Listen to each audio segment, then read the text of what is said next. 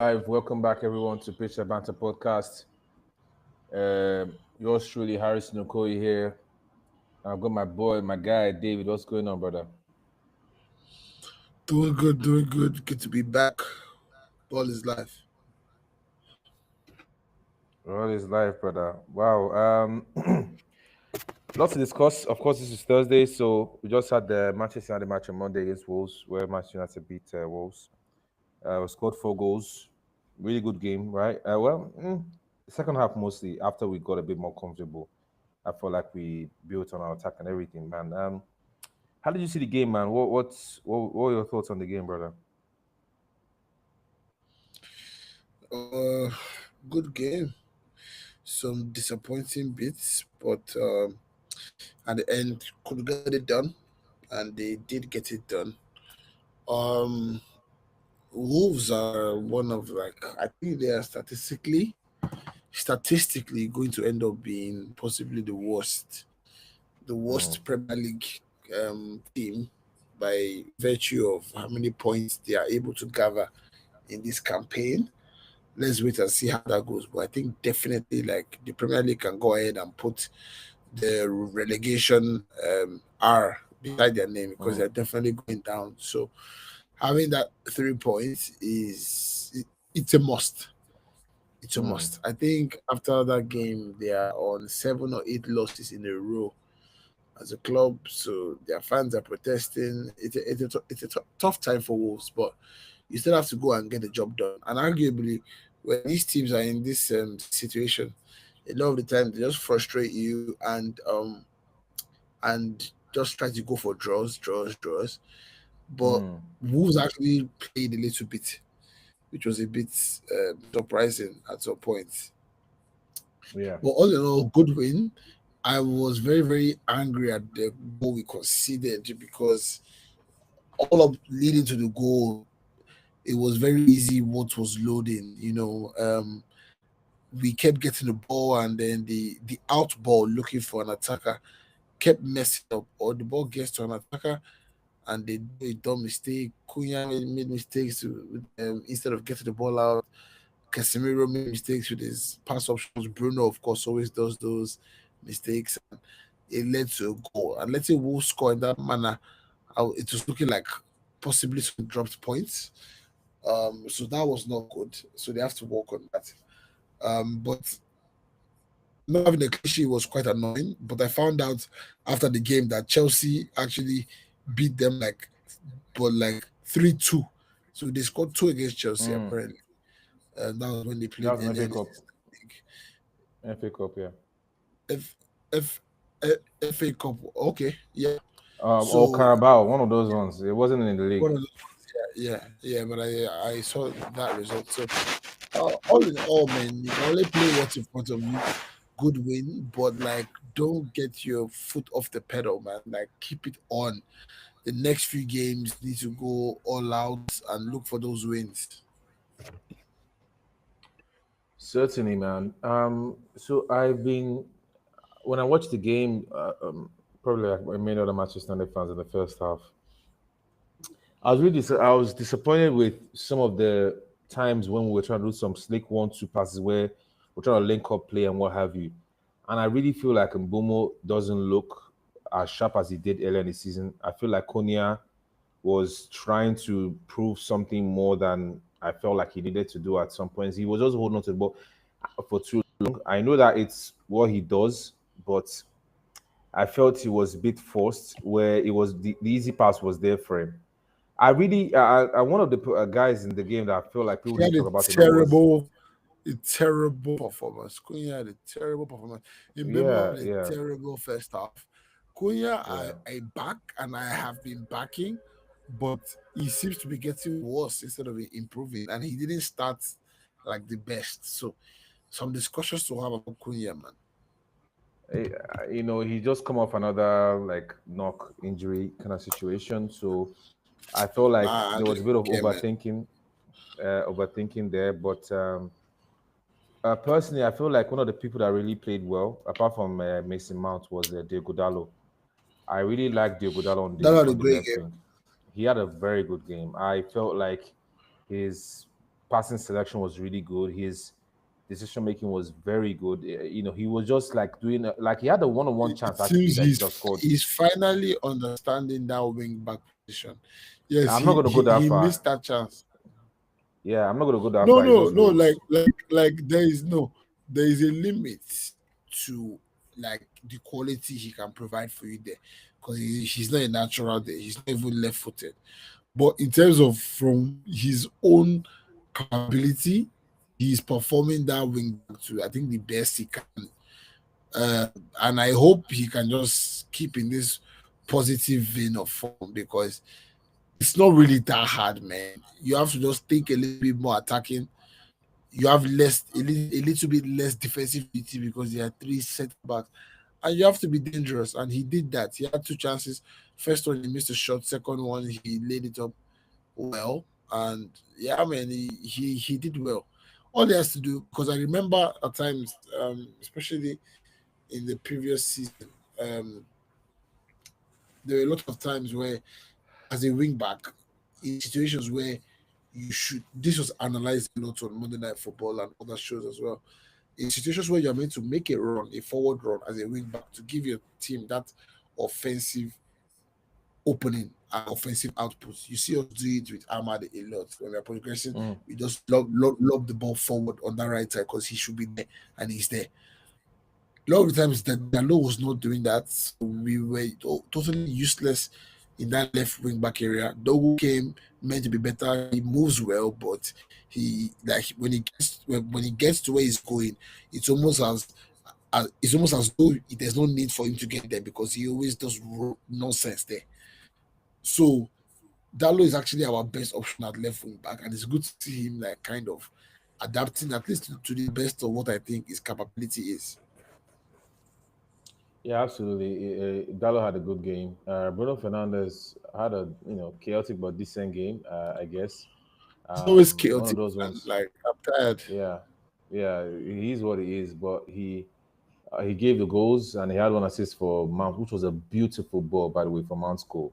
Amazing goal. Very good pass selection, very good vision. So that's Bruno in a nutshell that game. But once again, it's against Wolves. And look at where we are now in the table. We are sixth. Well, we're sixth in the table, right? And we are above. Obviously, we're above Liverpool. We're actually above Sunderland for some. I don't even know how that's possible because they lost against Someone will Chelsea. go down. Yeah, but they've done like surprisingly better than I thought they would do.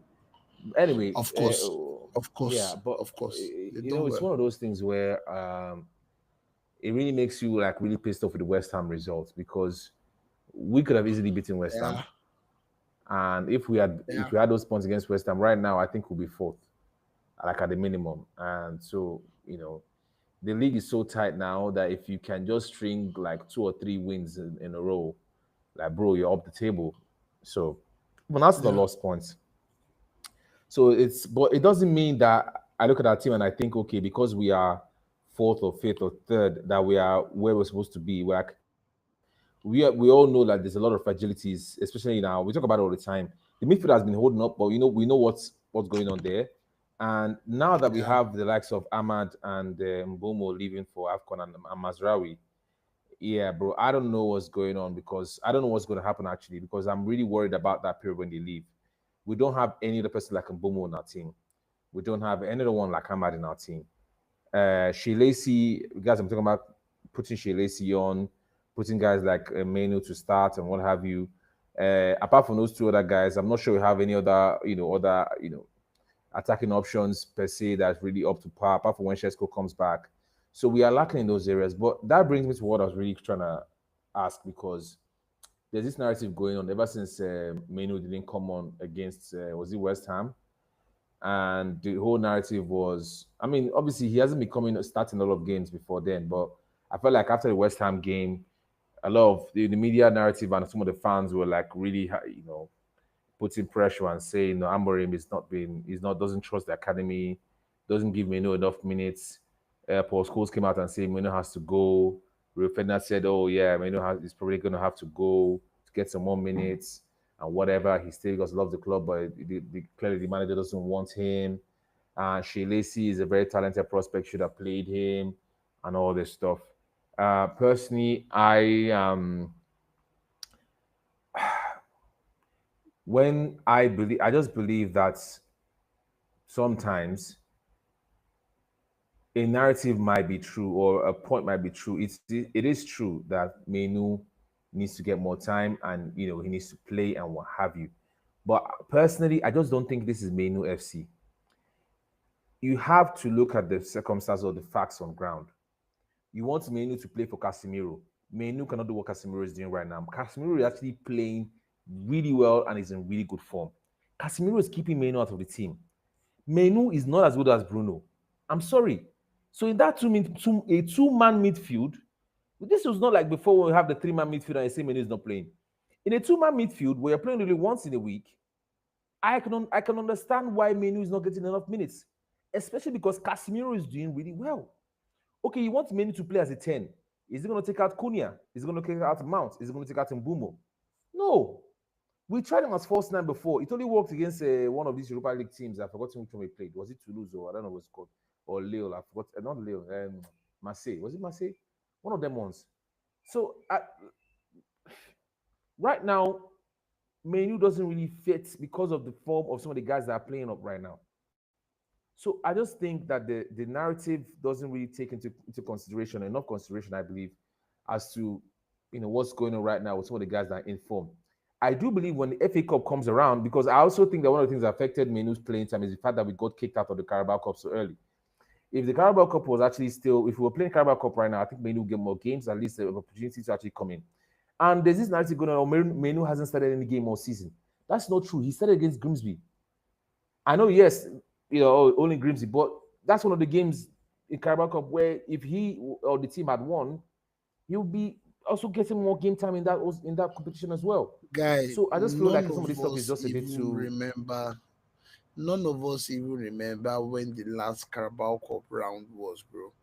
Even if we had Carabao Cup still, and that's just the only time he started, like from what we're seeing now, he would have still complained. The point here is not about, oh, I wish we were still the Carabao and FA. FA doesn't even start until January. The point is having players who have that patience and that mentality. Mino clearly doesn't, right? And the thing is, what is even more annoying than Mino himself in this situation is his fans, bro. This Mino fanboys, like, what are you even asking for? I don't have to go through it again because you already basically mentioned it. But who is he going to bounce from the 11 and from any other top six team as well that's trying to be serious? Who is he going to bounce in anybody's 11 and start starting? Where? He can't start in Arsenal. He can never start in Chelsea. He might start in Tottenham, right? But he can't start in Liverpool. And he can't start in Man City. They are playing the Gonzalez guy. So I mean, can he hold the DM of Man City by himself? No. So what are people really talking about? Yes, there's interest in him. Yes, he's a good player, but there's a lot of drama that has just been going on by virtue of this. And the fact is that look, you're not better than these guys that are starting, and we only have one competition. The only thing that could have happened that okay, these guys would be happy with it with their game time is if we're in Europe. Because Europe, most of the time you have that midweek, they can always ball. But talking about Carabao and FA that is was how many weeks, it won't be enough. And if you don't have those things, you need players that have the right mentality. Look at Zexi now.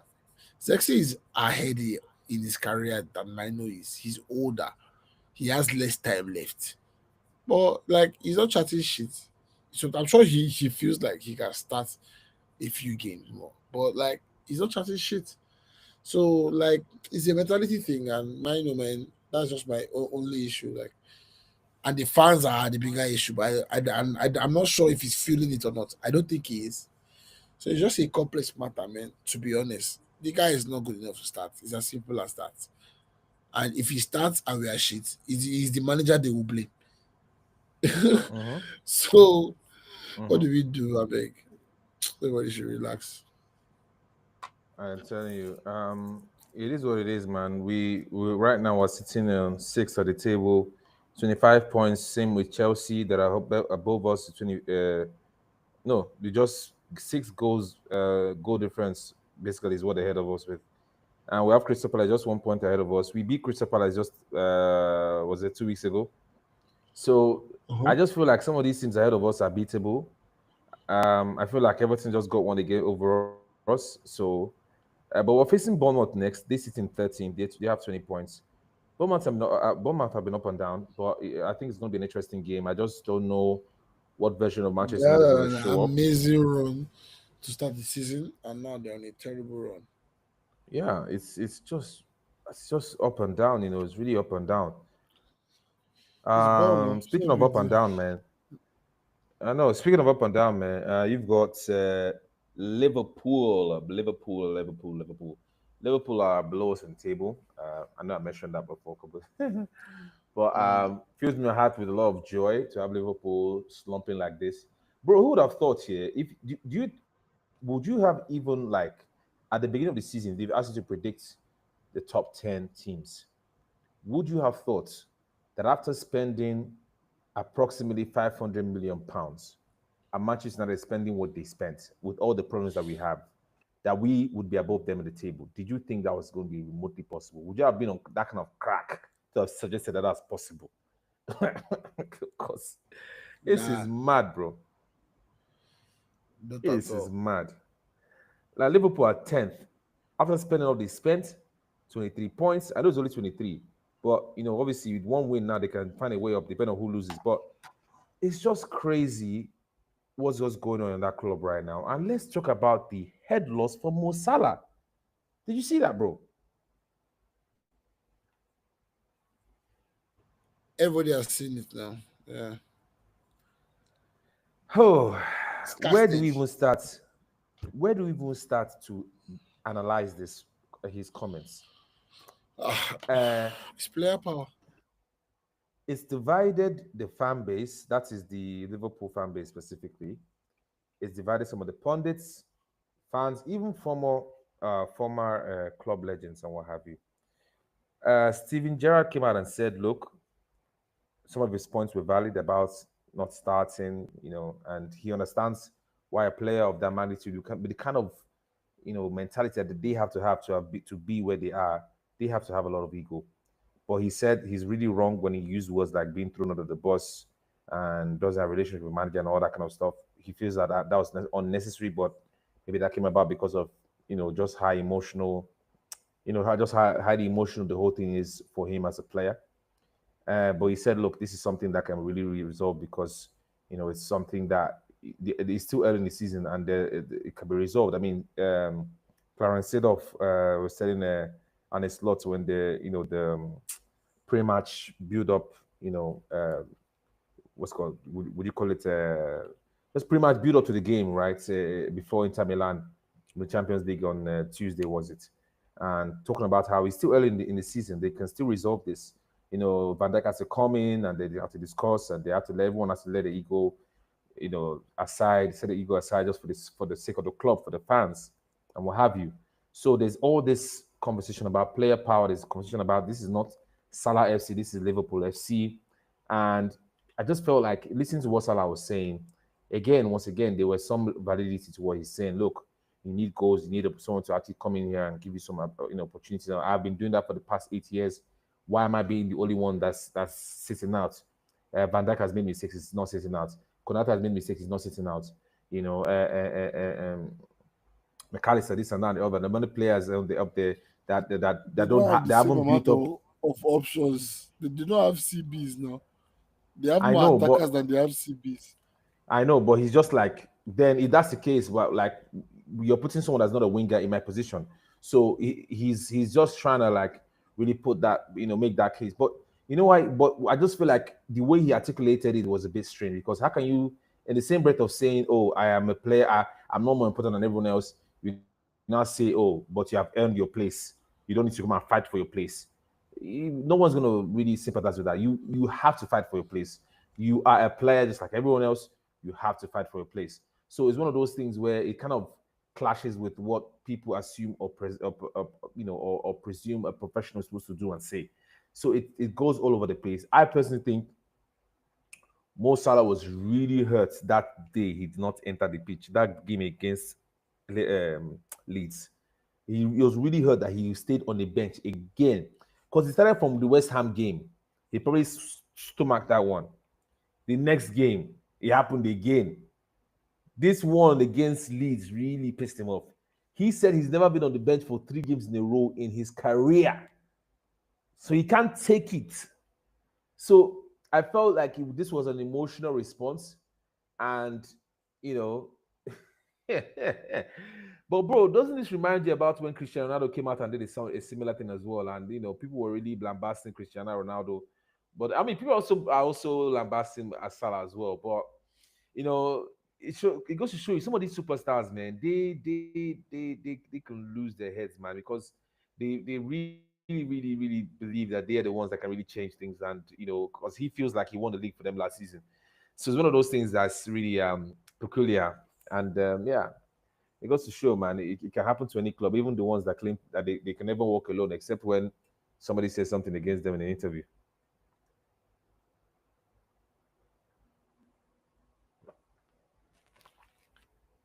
Remains to be seen, though. Remains to be seen. Yeah, quickly we can move on to the game Aston Villa, man.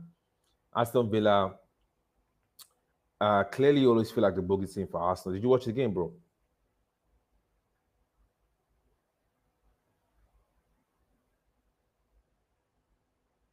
Are you there? You muted. Yeah, sorry. Network died. Can you come again? Yeah, did you watch the Aston Villa Arsenal game? Of course, man. Um, was a good drop points and long may it continue. Good showing by Aston Villa though, and Yeah. those guys.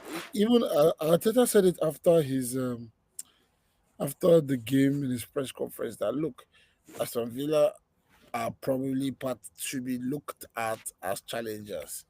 And even Mm, before he said it, I was looking at the game and I thought, as terrible as these guys' season start was, and it was very terrible. They were not scoring any goals. They were not losing every game, but they were not winning any game at all for like I think the first 6 or 7 games. So to see mm-hmm, where they are now shows that once you can get a run together in the league, I'm talking about they were like in relegation spots. That's how bad it was. So mm-hmm, for them now to be seen as challengers just shows that if you can have a run of wins in this league, you can go from literally the bottom table to God knows where because there are not consistent wins going around in this league. It's the toughest league in the world for a reason. mm-hmm, So um Aston Villa men, they are one to watch. They are a very strong team. They played well that day. Um they could have dropped points, but they fought till the end against a team that it was dangerous in case they countered them. So shows mentality as well. All in yeah. all, it was a good game. It was a good game. Emery deserves a lot of props. Arteta, this is year 7, like and you've also reverted to like Tony Pulis football. So like Arteta has to figure stuff out and he has to win stuff, man. He has to win a major this year. They are doing well in the Champions League, so I'll give them that. But Very well. Champions League, like if you like, you can score 15 goals in every group game. When the pressure is on, those those with the bottle are the ones that go all the way. So let's see how it goes. But even Arsenal, they still fought, and you would expect that after like 7 years with the coach. But they had their issues still. Gyökeres is another discussion that a lot of people need to have. Looks like he can't cut it in high level Prem football. That's a story for another day. Yeah, it is a story for another day. I think Gyökeres is still. He looks very rusty. His runs, uh, yeah, his runs. He still makes those runs. So I guess as a striker, you can rely on those. But it just remains to be seen, man. It just doesn't look quite at it right now. performances have really dropped.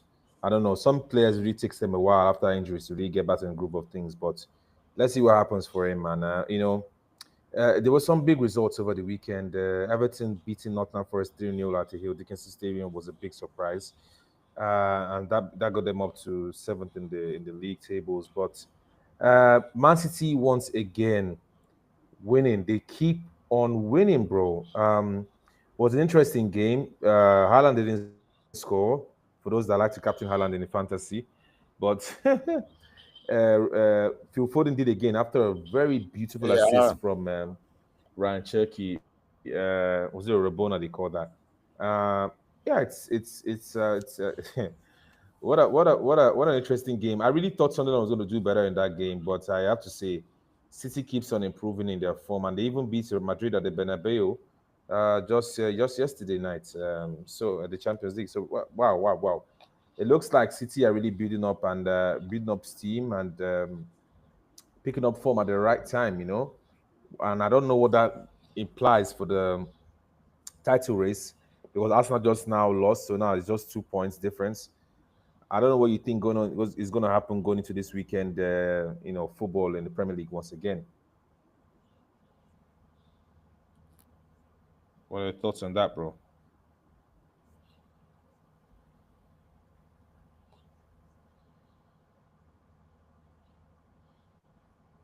Did you hear that? What are your thoughts on that, bro? The title race and how it's heating up with City's performances. Um, like the title race, as I said, you have to look at Villa, you have to look at Arsenal, you have to look at Man City.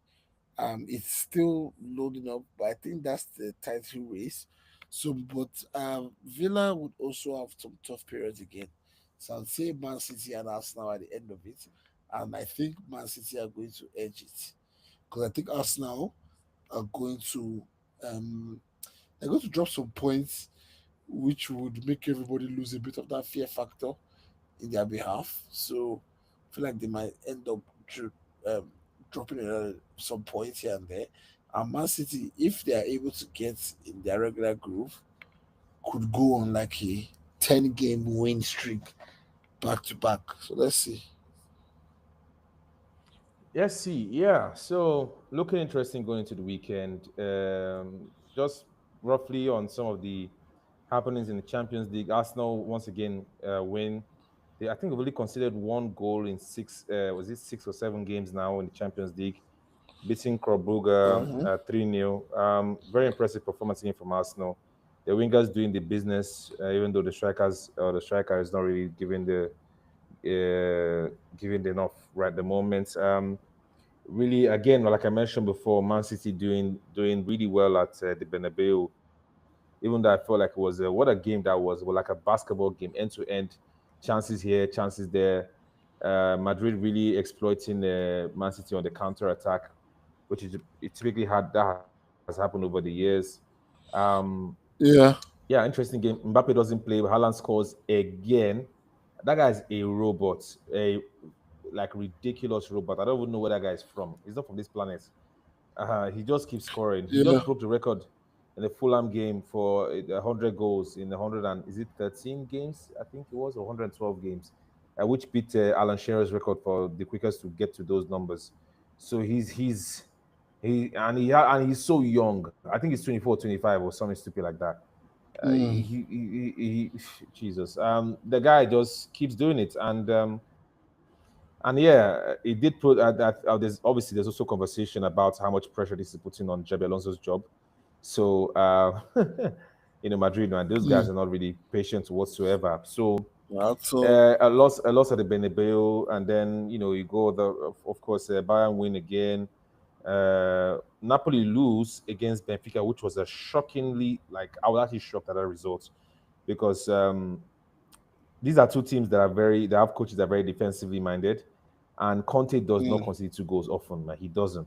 So it was a very like interesting game of who was actually going to have more possession, who was actually going to go on the attack a bit more. So yeah, great stuff for Mourinho winning in Champions League, one of his better wins of late. So yeah, all around here and there. Obviously, the other games you can mention: PSG Athletic Club, no goals in that one. I just felt like Yeah, PSG, Bakola and the likes, Kvaratskhelia, I mean, especially Bakola, man, his finishing just needs to improve because now that they don't have the likes of Hakimi, the likes of yeah, his end products. Dembele, the likes of who again is missing out in their front line, the Due, they really missing firepower, and that really showed against Athletic Club. Unai Simon had a fantastic game, fantastic game. So that was good. I mean, for Tottenham, Tottenham beat Slavia Prague. They had Boom. 10 minutes. Was it? Is it 10 minutes? Not 10 minutes. Sorry. Yeah, it was it 10 minutes. 10 to 15 minutes before the game, they had ovation, like a whole thing ceremony for Son, who came, and it was really good performance from them. Javi Simons is looking good. They've won 2 games in a row now, one in the league, one in Champions League. So that's really good for the Yeah. team. So all in all, a lot of good games all around, and yeah, it was a good one, man. Bro, how was your performance in the fantasy? Because just to round it off with the fantasy Premier League results, how was this week for you, man? It was a really tough week all around, man. Even the average score wasn't really high. So Yeah, 49. Yeah. for me, it was an average week, I would say. Yeah, it could have been better, and it was just average. Nothing so special about it. I think I was, around the average for the week. So yeah, we just keep pushing. It wasn't the best week, but we moved. That's FPL for you, man. Yeah, bro. I can look at you here. You have 47 points. Total of 845. That's a total tally. I think Timileyin, who got 79, is jumps over you there. Yeah, that's a huge gap. I don't know how he got Yeah, 59 points in a week like he's this. first. Yeah, I'm he's first telling right you, he now. had a luckily great week, man. Yeah, He lucky, had really, some really good fringe week. players he had some fringe players who all chose to ball out for him this week. I'm telling you, man, he had a very good run. I mean, Bruno Fernandez and Bumo, Bruno Guimaraes, Richarlison, That Bruno Gehi Guimaraes as well. is an example of what I was speaking about. He's normally not a good FPL asset, but he scored that Yeah, week. yeah, exactly. Yeah, for me, I got 49 points. I got exactly the average, and I don't know, man. I've just been feeling like I've needed to change a couple of things in my team because I have Gehi and James. Gehi scored the winner. James kept a clean sheet, so that was good. But I still have Semenyo in my team. I have Doku, Saka, Mbumo. I captained. Thiago, Otemada, and Joao Pedro did nothing for me this time around. So I really looked like a fool, man, keeping those guys in my team. I'm gonna have to make changes. But one of the things I Nah, hate here, time to sell Jao Pedro came since he's been shit yeah. for a while. But one of the things I hate in my life here is when I look at the team that does better than me and they haven't made a change in like 2 months or 2 weeks or something stupid like that. Like, what team was I looking at? One guy's team like this. It's like, God, this guy clearly hasn't made a change in like 2 weeks or 2 months or whatever the flip that was. But the guy has like 40 or 50 or 60 points. I'm like, and I'm here and I'm scratching my brain to put players in, and somebody's out here getting points without even having to make a fucking effort. One of those things that's really crazy, man. But yo, so Timberlake stays first in the league in our own Pitch the Banta league. That is So FPL everyone, for you. please, let's get on that stuff. Let's get on Yeah. Pitch the Banta podcast league. So Timberlake gets above you just because of that amazing week he had. You dropped to second. I'm in third, but there's a big gap between second and third. So I think you're safe for now. And yeah, Canon is just Yes, sir. just right below me. So let's see how that works Kano out. And United. yeah, Yes. looking interesting in our own personal league. So, guys, I think that's it. We had a short one planned for today. Manchester United is playing Bournemouth next week Monday. So, I guess until next week again, we're gonna circle back Monday, yeah. and have a chat again and see how it's been for everyone. They're giving Manchester United the terrible week playing slot because we don't have Europe. So we are always getting the Monday games, I guess. And It is what it is. also because they can put us alone on a match day and they can still guarantee millions of viewers. Meanwhile, if Yeah, they that's put true as some well. other games on Monday, barely nobody would watch it. But now, Man U, literally every fan of every Liverpool, Chelsea, Arsenal, all those fans tune in to watch Prem on Mondays because Man U is the one playing. So basically, the entire Prem eyes are viewing it. So it's more money for Prem by putting us on Monday. Basically, Yeah. yeah. Yeah, it's really good. Please, I encourage everyone to please like, share, and subscribe, but especially share it, man. Share this to your friends, other interested football. If you have opinions you don't really agree with, you can let us know in the comments. Let us know what you think. We'll appreciate it. So, yeah, sorry about that. Until the next time, I've been Harrison once again, with my guy, my bro, David, and till next time, we'll catch you guys later, man. So next time, so love, guys. Yeah, in a bit.